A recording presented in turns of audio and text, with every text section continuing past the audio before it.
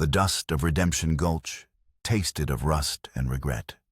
It settled on everything, a fine red powder that clung to the unpainted clapboard buildings and coated the tongues of the men who shuffled along the town's single sun-blasted street.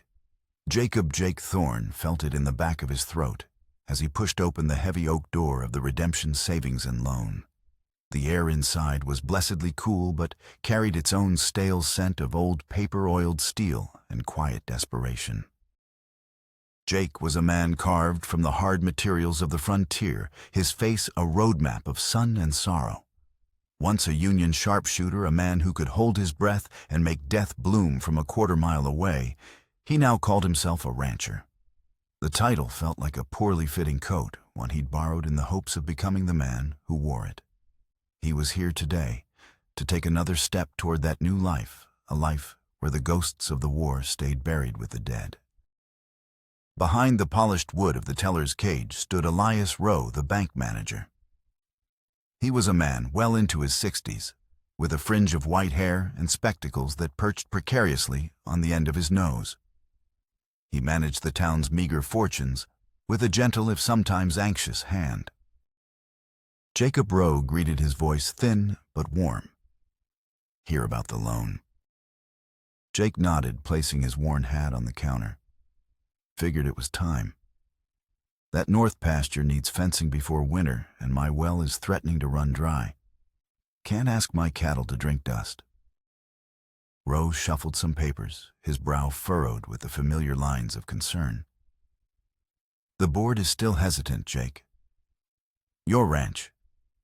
It's a fine piece of land, but it hasn't turned a profit yet. They want more collateral than just the deed." Jake's jaw tightened. He knew this was coming.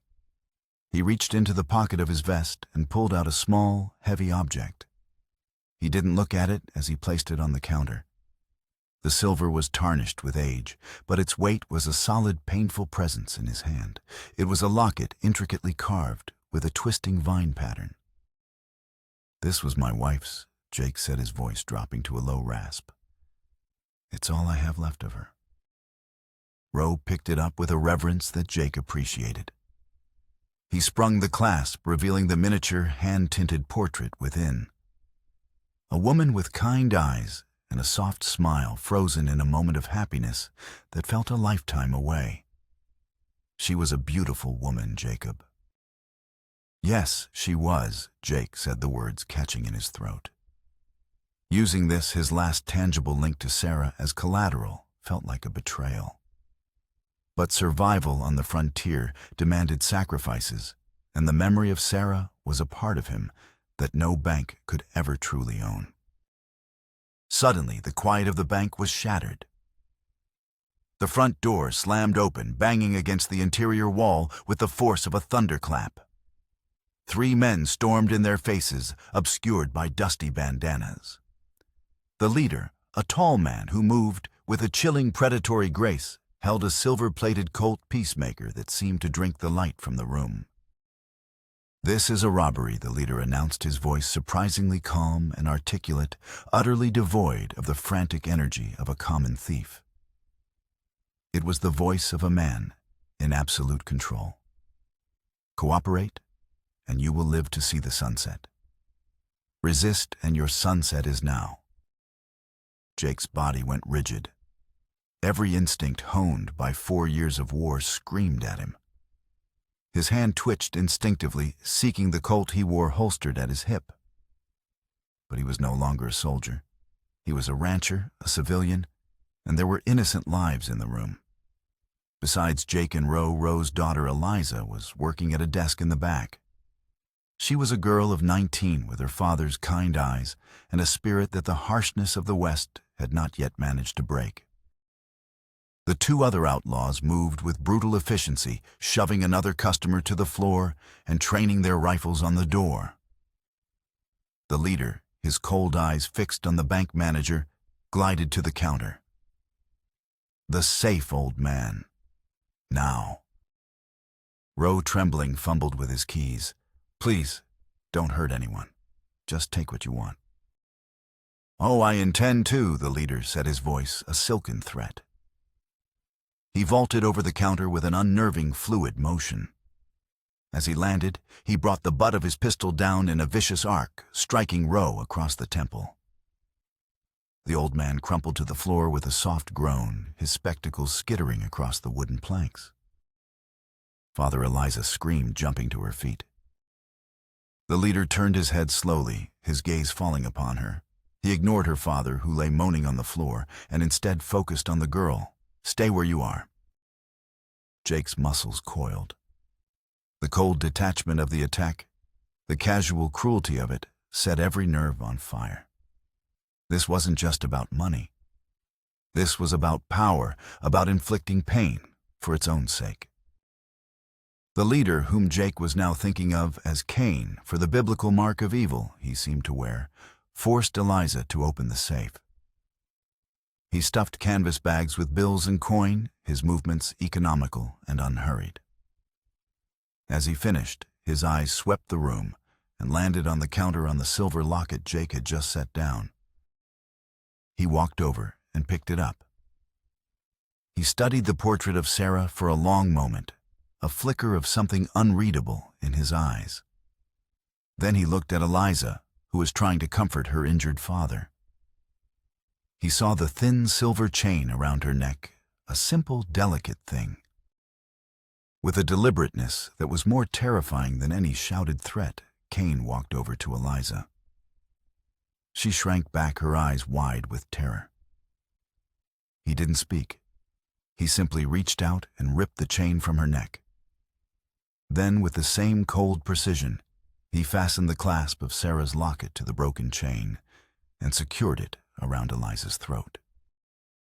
The locket settled against the hollow of her neck, a silver tear against her pale skin. A beautiful piece. Cain said, his voice a low murmur. "It deserves to be worn, don't you think?" He then reached out and with his thumb gently caressed the locket where it lay against her skin. It was an act of profound violation, a claiming. He turned back to Jake, his eyes locking with his across the room. A slow, cruel smile spread beneath his bandana. It was a smile of recognition, of shared history, of a debt being called due. Then, without another word, he and his men backed out of the door and disappeared into the dusty street. For a moment, the bank was silent, save for Roe's pained breathing and Eliza's terrified sobs. Jake stood frozen, the world narrowing to a single searing point of rage. It wasn't the town's money. It wasn't the violence. It was the locket. Cain hadn't just stolen an object. He had stolen a memory. He had desecrated the last sacred piece of Jake's past and hung it around the neck of an innocent girl as a trophy. The splintered wood of the bank counter dug into Jake's palms as he clenched his fists. The coppery taste of dust in the air was suddenly the taste of bloodlust. The scorching sun outside, which moments ago had represented the promise of a new harvest, now seemed only to bleach the color from a world that had gone gray with loss. Sheriff Miller arrived minutes later, his movements slow and weary the weight of his years, and his office heavy on his stooped shoulders. He surveyed the scene, the injured manager, the sobbing girl, the ransacked safe, with the tired resignation of a man who had seen too much of the West's ugliness. "Just take it easy," Jake Miller said, seeing the storm in Thorne's eyes. "This is a federal matter now. U.S. Marshals will be on it. They're professionals. Chasing after men like that, it's a fool's errand." Jake looked at Eliza, who was clutching the locket against her chest as if it were a shield. The silver gleamed, a stark reminder of Cain's calculated cruelty. This wasn't a federal matter. This was personal. This was a reckoning. The war had taught Jake that some debts can only be paid in blood. He had tried to leave that lesson behind, buried in the mud of forgotten battlefields. But Cain had dug it up. He had taken Jake's peace, violated his past, and in doing so had resurrected the man Jake Thorne had tried so hard to kill, the sharpshooter, the soldier, the dealer of death. He looked at Sheriff Miller, his voice low and hard as granite. My errand. That decision made in the blood-scented dust of the violated bank was the true inciting incident. It was the moment the rancher died and the hunter was reborn. Jake Thorne would ride out of Redemption Gulch not just to recover a stolen heirloom, but to confront a ghost from his past who had just declared a new war. A war for the soul of a man who had already lost everything once before. Jake moved with the grim purpose of a man preparing for battle, not a manhunt. He bypassed his small, sparsely furnished ranch house and went straight to the barn. The scent of hay and horsehide, usually a comfort, did nothing to soothe the cold fire in his gut. His world had narrowed to a single objective: retrieve the locket and make Cain answer for his sins. He packed light jerky, a canteen, a bedroll, and a box of .44 caliber cartridges for his Colt. He left his rifle. This was a close quarters affair, a personal debt that required looking his enemy in the eye. As he worked, Sheriff Miller appeared at the barn door, his silhouette framed against the unforgiving afternoon sun. I was hoping a cool head would find you by the time I got out here, Miller said, his voice laced with the weariness of a man who knew he was about to lose an argument. Cool heads don't get things back, Jake replied without turning around. He cinched the saddle on his horse, a sturdy buckskin named Buck. That man. He wasn't just robbing a bank, Jake. He was sending a message the sheriff warned, stepping into the barn's shade. You do well to figure out what it was before you go chasing after him. I'll ask him when I find him, Jake said, his voice flat. Miller sighed, a sound like dry leaves skittering across hardpan. I saw your face in there. That look. I've seen it on men before. It's the look of a man chasing more than a thief. It's the look of a man chasing a ghost. That path doesn't lead anywhere good. Jake finally turned to face him. He took my wife's locket, Sheriff. He put it around that girl's neck like a brand. This isn't about the town's money. It's about my honor. Before Miller could reply, Eliza appeared behind him, her face pale and tear-streaked, but her eyes holding a surprising fire. Mr. Thorne, she began, her voice trembling slightly. Sheriff Miller told me you were planning to go after them. She held out a small cloth bundle. I packed you some food. It's not much, but... Thank you, Eliza, Jake said, his tone softening for the first time. But you shouldn't be here. They hurt my father, she said, a note of steel entering her voice. They terrified our town. If you're going to bring them to justice, then Godspeed. Her gaze was direct, a reflection of the town's innocent, resilient spirit, a spirit Jake felt a sudden fierce need to protect. Jake accepted the bundle, a flicker of the man he wanted to be the protector, the neighbor warring with the vengeful soldier Cain had reawakened. But as he turned to mount his horse, he saw it. Or rather, he didn't see it. The stall that housed Apollo, his best horse, a powerful black stallion, fast enough to outrun the devil himself, was empty. He strode to the stall. The gate was unlocked and the latch still swinging gently. A quick search of the barn confirmed his fear. Apollo was gone. Jake's blood ran cold. He stormed out of the barn and headed for the well, a premonition solidifying in his gut. He peered down into the stone-lined shaft. The rope was cut, the bucket lying uselessly at the bottom. His water supply was sabotaged. It was a message just as Miller had said. A clear, chillingly personal one. Stay put. I'm not finished with you yet. Cain hadn't just robbed him. He'd hobbled him. He had anticipated Jake's pursuit and cut him off before he could even begin. This wasn't a random act of outlawry. This was a move in a game only Cain understood, and Jake was already 2 steps behind. The theft was no longer just an insult. It was a calculated act of war. "He planned this," Jake said, his voice a low growl.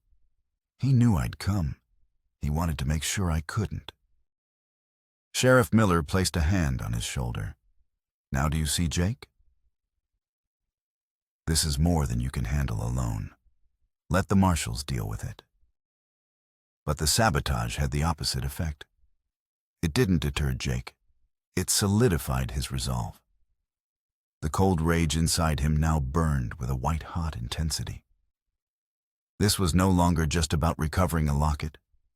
It was about survival. Cain had come to his home, to his sanctuary, and violated it. He had declared that nowhere was safe for Jacob Thorne. Jake looked out across the vast, indifferent landscape of his ranch. The land he'd bled for, the peace he'd fought to build it, all felt fragile, threatened. Cain wasn't just a thief. He was a cancer, and if Jake didn't cut him out, he would consume everything. He needed a horse. He needed a guide. He needed someone who could read the land better than any map and who feared no man living or dead. There was only one person who fit that description. A man who owed him. "I'm not stopping." Jake told the sheriff, his eyes fixed on the distant mountains where Cain had likely fled. "I'm just getting started." He turned to Eliza. "Don't you worry.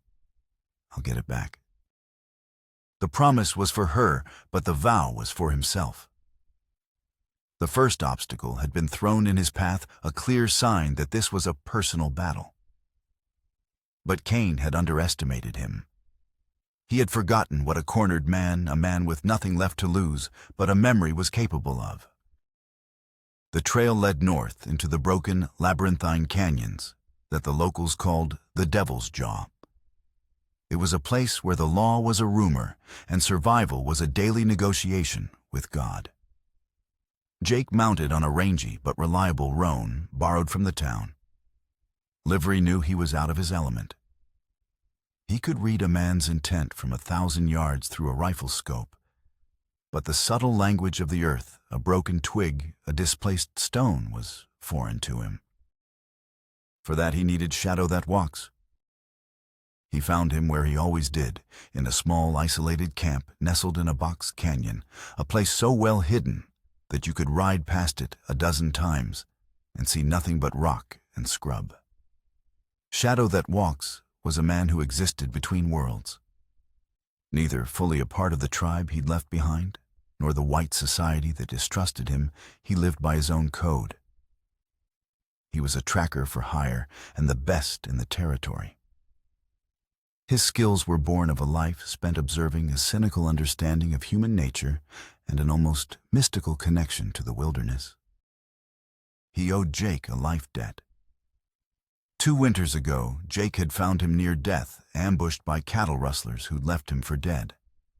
Jake had stitched him up, shared his rations, and stood guard until the fever broke. The debt was never spoken of again, but it hung between them, a silent binding contract. Shadow That Walks was tending a small, smokeless fire, roasting a rabbit on a spit. He looked up as Jake rode in his dark eyes, betraying no surprise. The rancher plays soldier again, he said, his voice dry as the riverbed in summer. It was not a question. "I need a tracker," Jake said, dismounting. The words felt inadequate, too small for the weight of his mission.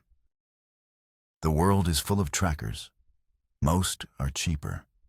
Shadow That Walks turned the rabbit, the firelight catching the silver in his long black braids. "I need the best. They have a full day's start." Shadow That Walks finally looked at him, his gaze sharp and penetrating. He took in Jake's grim expression, the tension in his shoulders, as the unholstered Colt tied low on his thigh. "This is not about stolen money," he stated. "This is about a ghost." Jake didn't bother denying it. He explained the robbery, the pistol whipping, the stolen horse, the sabotaged well. But he focused on the locket, the personal violation that drove him. As he spoke, he watched the tracker's face, looking for a sign, any sign. When Jake finished, Shadow, That Walks was silent for a long time. He pulled the rabbit from the fire and offered a piece to Jake. "You chase this man, Jacob Thorne. You chase your own grave." "Then I'll need a guide to help me find it," Jake retorted. A rare, fleeting smile touched the tracker's lips. "The debt is paid when I say it is paid." He stood his movements fluid and economical. "Show me their trail." A man who sends a message so loudly wants to be heard. He may also want to be found. For 3 days, they rode deeper into the unforgiving wilderness. Shadow That Walks moved through the landscape like a phantom reading the story of Cain's passage from clues invisible to Jake. He pointed out the trail of a shod horse, Apollo Jake's stolen stallion, and noted how the rider was heavier than the others, a detail that spoke of Cain's arrogance. But as they tracked, a strange pattern emerged. They found the remnants of Cain's camps, but the trail didn't lead straight away into the territories. It doubled back, circling, weaving a slow, deliberate path through the ranches that bordered Redemption Gulch. On the 4th day, they found the first clue that something more was happening. They came upon a small, struggling ranch, and the air thick with the smell of smoke. The homesteader, a man named Peters, was sitting on his porch, his head in his hands, staring at the smoldering ruins of his barn. "They came at dawn," Peters said, his voice hollow. "Didn't want money. They had a deed. Said I was on their land." He produced a crumpled piece of paper, a quit-claim deed signed over to a holding company Jake had never heard of for the paltry sum of $10. Peter's signature was a shaky, forced scrawl. "They gave me an hour to clear out." Peters continued, his eyes vacant. "When I argued, they burned the barn. Said the house was next." On the main gatepost of the ranch, a fresh brand had been seared into the wood. It was a simple, brutal image, a broken spur. Shadow That Walks examined the brand, his expression grim. "This is not the work of common outlaws. This is organized. Fear is their weapon, but the law is their shield." 2 days later, they found another ranch, this one abandoned. The scene was the same, a smoldering outbuilding, a terrorized family long gone, and the same broken spur branded onto the fence. This time, however, they found something else. In the rush to leave, one of Cain's men had dropped a satchel. Inside, among some supplies, was a letter. The paper was creased and worn, the handwriting elegant, but faded. Jake read it by the light of their campfire, the words making the hair on his arms stand up. It spoke of a final accounting and settling a family debt that has been left to fester for too long. It mentioned a promise made to a dying man, a promise of retribution. The letter wasn't signed with a name, only an initial V. "Family debt," Jake murmured the words, feeling like ice in his veins. What family debt? Shadow That Walks watched him, his face etched in the firelight. "The trail this Cain leaves. It is not the trail of a man running away. It is the trail of a wolf circling a wounded deer. He is not trying to escape you, Jacob Thorne. He is leading you." The tracker pointed to the north, then gestured in a wide circle. "He stays close to Redemption Gulch. He is not hitting banks for money. He is seizing land. He is consolidating power. He is building a kingdom on the ashes of other men's dreams." The pieces were beginning to form a picture, but it was one Jake couldn't yet comprehend. This was bigger than a stolen locket. It was a systematic campaign of terror, all disguised under a thin veneer of legality. The broken spur brand, the letter mentioning a family debt, Cain's cold, personal cruelty, it all pointed to something deeper, a motive buried in a past Jake thought he had left behind. The ghost Sheriff Miller had spoken of was no longer a metaphor. It was real, and it was hunting him. The midpoint of their journey came not in a hail of gunfire, but in the quiet, desperate confession of a captured man. They'd tracked a lone rider splitting off from Kane's main group, a young outlaw sent for supplies. Shadow that Walks laid a trap as elegant as it was deadly, and within an hour the man was bound and disarmed, his eyes wide with the terror of a boy playing a man's game. He was young, no older than 20, with a weak chin and the misplaced bravado of someone who had followed the wrong leader. Under the tracker's cold, silent scrutiny, his courage crumbled like dried mud. "I don't know nothing," he stammered, avoiding Jake's gaze. "I just ride with them, do what I'm told." "You work for a man who burns down barns and terrifies families," Jake said, his voice dangerously low. "You know his name." The boy shook his head frantically. "He'll kill me." Shadow that Walks knelt beside him, producing a knife from his boot. He didn't threaten with it.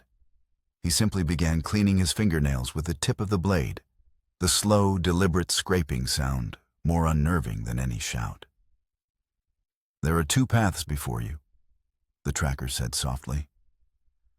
"One ends with your tongue telling us what we wish to know. The other ends with your tongue on the ground. Either way it will speak."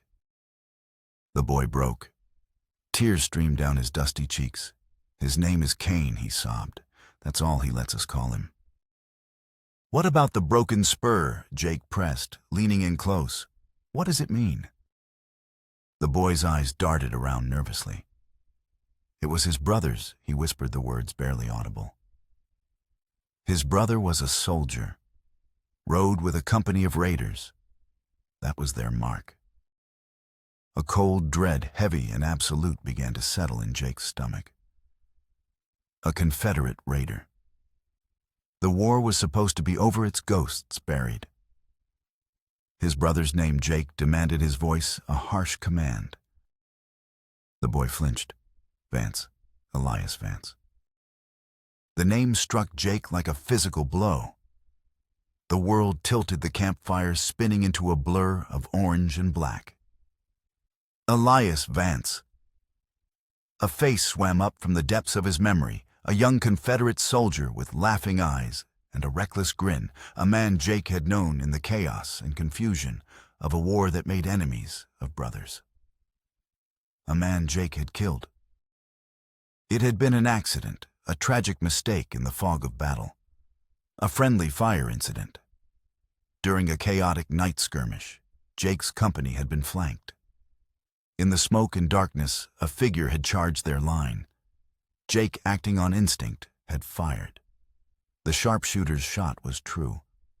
It was only when the smoke cleared that he saw the gray of the uniform, the familiar face of a man from his own company, a Confederate turncoat who had been feeding them information. Elias Vance. The guilt had haunted him for years, a persistent, corrosive ghost that had whispered to him in the dead of night. He had tried to bury it, to build a new life on the foundations of peace. But it had followed him here to this remote corner of the world. And now it had a name, Kane. Kane Jake breathed the realization dawning with horrifying clarity. He's Elias's younger brother. The captured outlaw nodded, relieved to have finally unburdened himself of the secret. "He says you murdered Elias. Shot him in the back when he wasn't looking. He says your whole company covered it up. He swore on his brother's grave he'd take everything from you before he put you in the ground. Your land, your name, your peace, everything." The story was a lie, a twisted version of the truth, crafted from grief and hatred. Jake hadn't shot him in the back. It had been a tragic, head-on mistake. But Kane's belief, however flawed, had festered for a decade, growing into a monstrous, all-consuming quest for revenge. The broken spur wasn't just a brand. It was his brother's insignia, a memorial. The family debt was Kane's warped perception of justice for his fallen hero. Suddenly, everything made sense. The cold, personal nature of the bank robbery, the theft of the locket, an act designed to steal Jake's past, just as Jake had allegedly stolen Kane's future. The systematic ruin of his neighbors, a campaign to isolate him, to turn his own community into a prison. Cain didn't just want Jake dead. He wanted him broken. He wanted him to suffer as he had suffered. "He's not building a kingdom," Jake said to Shadow. That walks, his voice hollow with the shock of revelation. "He's building my tomb." Armed with this terrible knowledge, Jake knew he had to get back to Redemption Gulch to warn the sheriff to prepare the town. But Cain was already one step ahead. As they rode back toward town, they saw the dust cloud first, a large herd of cattle being driven hard. As they drew closer, Jake's heart sank. It was his herd, his brand clear on their hides. And they were being driven onto the neighboring ranch, the one owned by Old Man Hemlock, a notoriously cantankerous rancher with whom Jake had had several disputes over water rights. It was a frame-up simple and brutally effective. By the time Jake and Shadow That Walks reached the outskirts of town, Sheriff Miller was riding out to meet them, his face a mask of grim duty. He wasn't alone. Behind him were Hemlock and a half-dozen deputized townsmen, all armed with rifles. Jake Miller said, his voice heavy with regret, "I have to ask you to hand over your gun." "Sheriff, it's a setup," Jake protested, his mind racing. "Cain drove my herd onto Hemlock's land. He's trying to turn the town against me. All I know is what I see." Hemlock spat, his face red with anger. "Your cattle thorn on my pasture, trampling my grass. It ain't the first time you've crossed me." "I'm telling you it's Cain," Jake insisted, but his words sounded desperate, hollow. To the townsmen, he was just a struggling rancher, an outsider with a troubled past, now caught red-handed. Cain had played on their suspicions, their small-town politics, and had woven a masterful trap. "I'm sorry," Jake Miller said, and Jake could see the genuine sorrow in his eyes. "But the law was the law. I have a dozen witnesses who saw your cattle where they shouldn't be. I have to take you in. We can sort it out later." Jake looked from the sheriff's regretful face to the angry, suspicious faces of his neighbors. He was trapped. Cain had successfully painted him as a cattle rustler, a common thief. His reputation, the fragile foundation of his new life, had been destroyed in a single stroke. He unbuckled his gun belt and handed it to the sheriff. As the cold steel of the handcuffs closed around his wrists, he felt a chilling sense of defeat.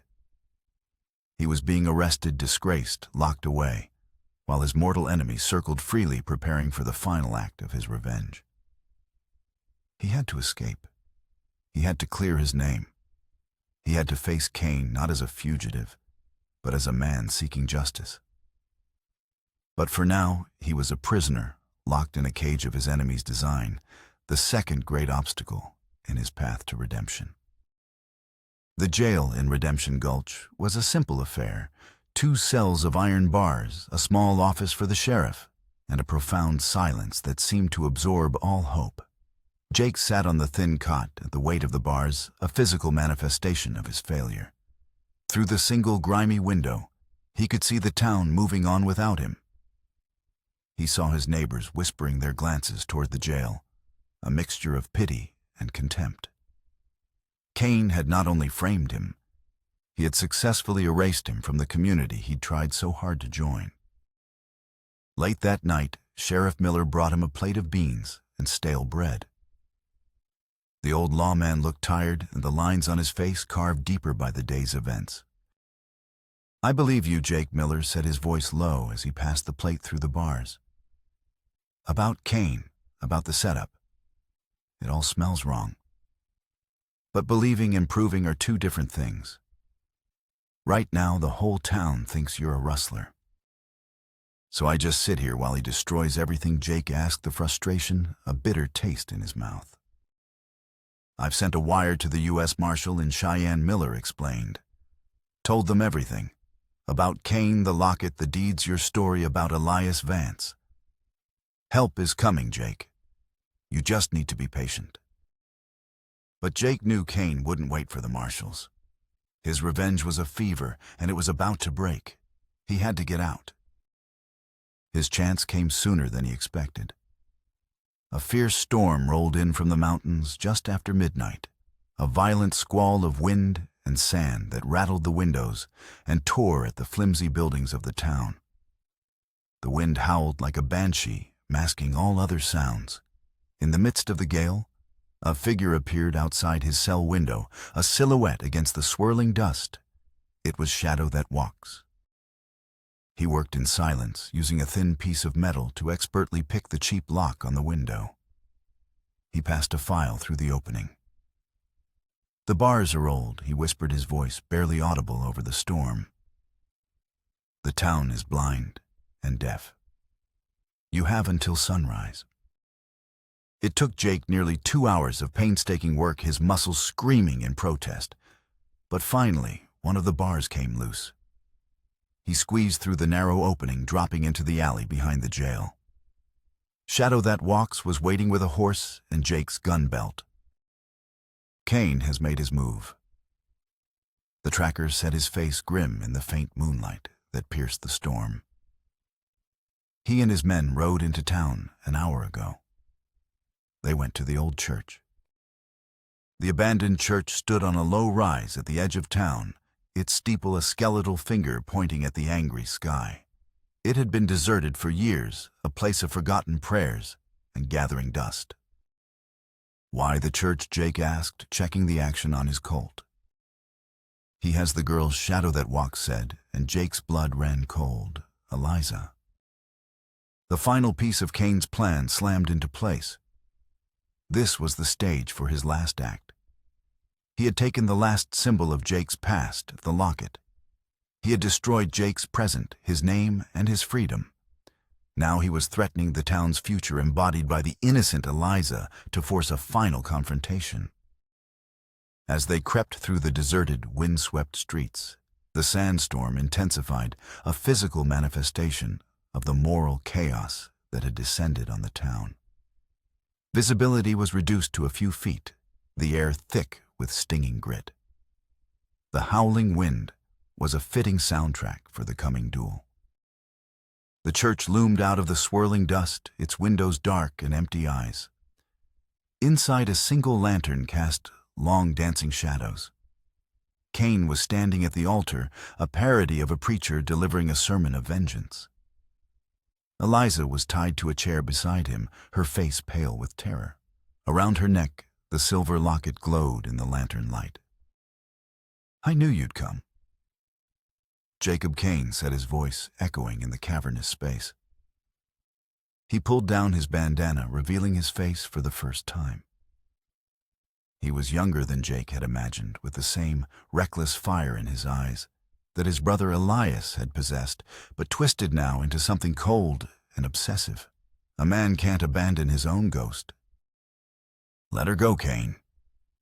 Jake set his Colt steady in his hand, his eyes scanning the shadows for Kane's men. "This is between you and me." "Oh, it is," Kane replied with a chilling smile.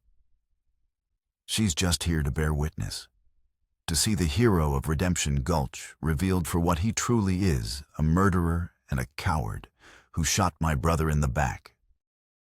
"That's not what happened," Jake said, taking a slow step forward. "It was a mistake, a tragedy, but it wasn't murder." "A convenient story," Kane sneered. He reached into his coat and pulled out a worn leather-bound journal.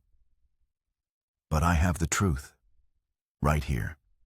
My brother's own words." He held up the journal. "Elias wrote everything down. I'm going to read his last entry to the girl and then to the whole town after you're dead. They will all know how their hero betrayed a good man."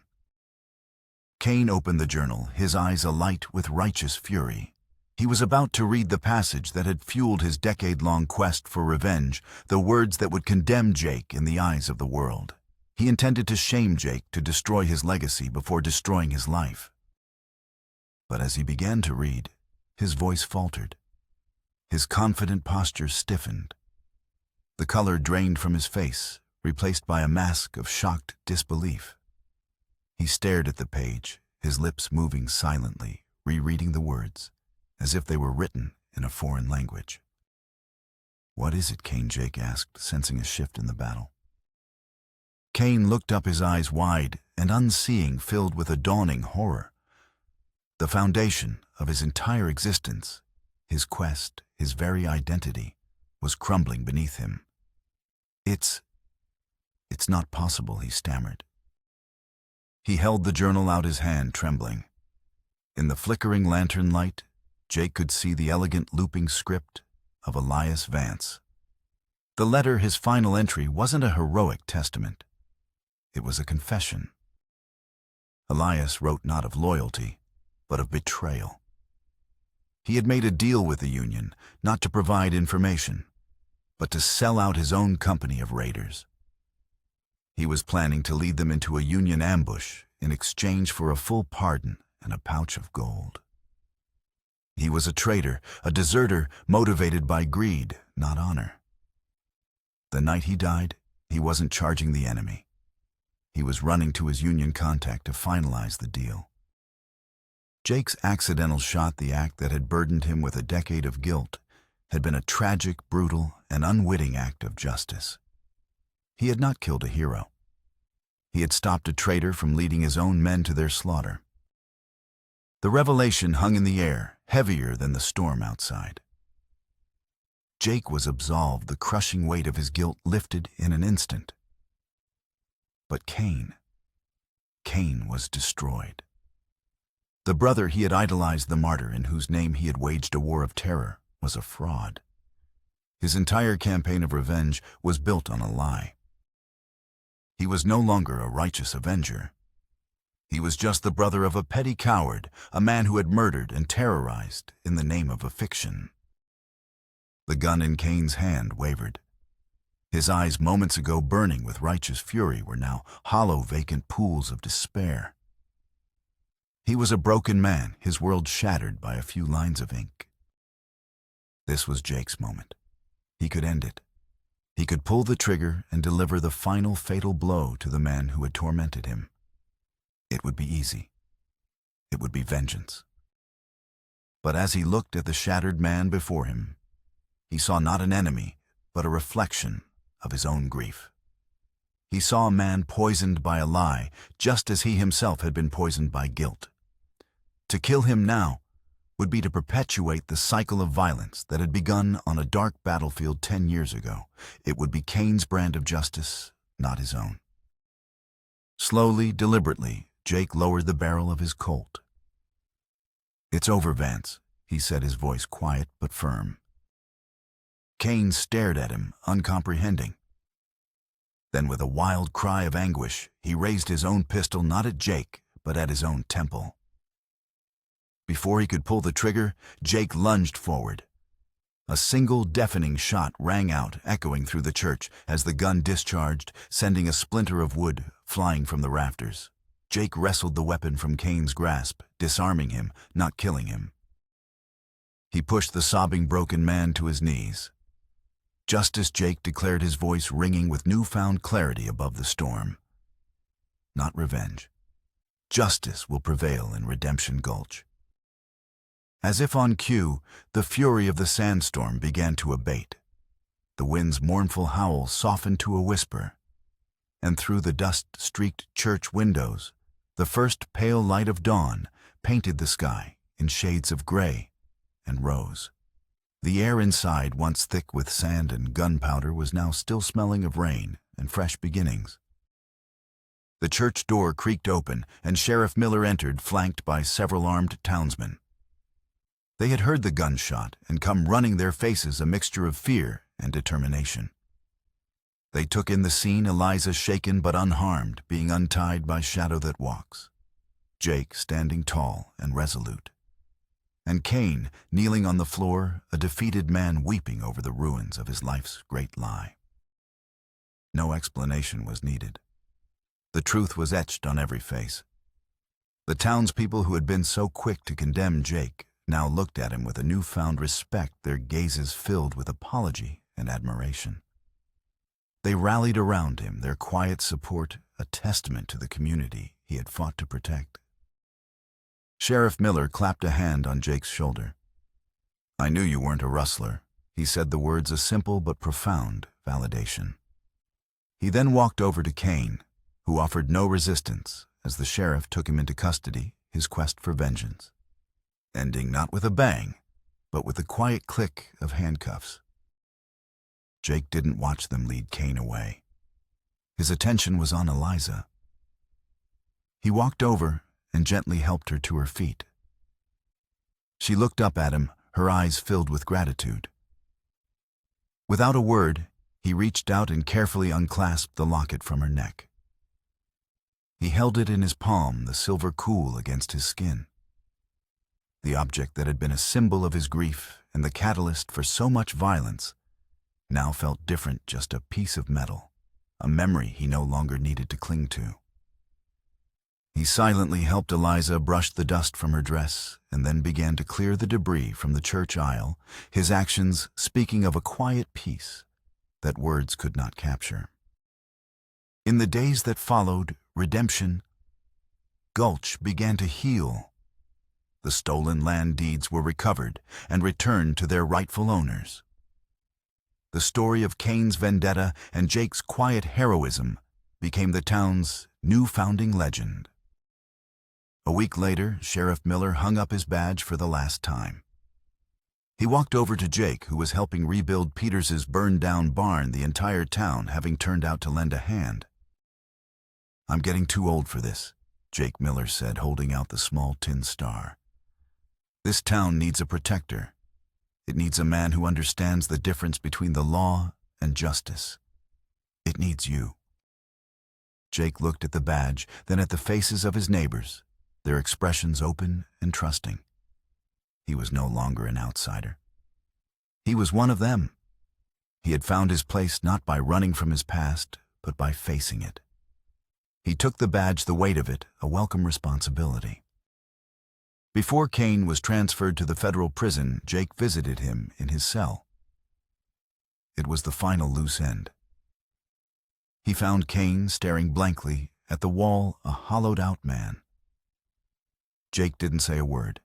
He simply placed the worn leather journal containing Elias's last letter on the small table in the cell. He was giving Cain the one thing he had been denied, the truth. It was a final quiet act of mercy, an offering of peace to the man who had destroyed his. His last duty was to the locket. He rode out to the small windswept hill on his ranch, where Sarah was buried, her grave marked by a simple wooden cross. For years he had carried the locket as a burden, a constant reminder of his loss. Now it felt like a key. He knelt in the soft earth and gently placed the silver locket on the small unmarked grave. He was not burying Sarah's memory, but setting it free along with his own grief. He was no longer just surviving his past. He was building a future. He stood and looked out over his land.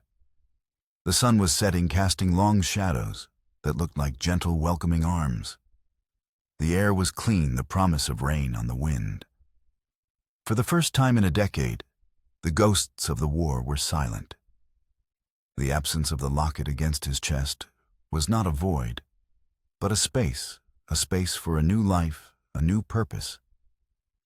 As sheriff of Redemption Gulch, he had found his own redemption. He was home.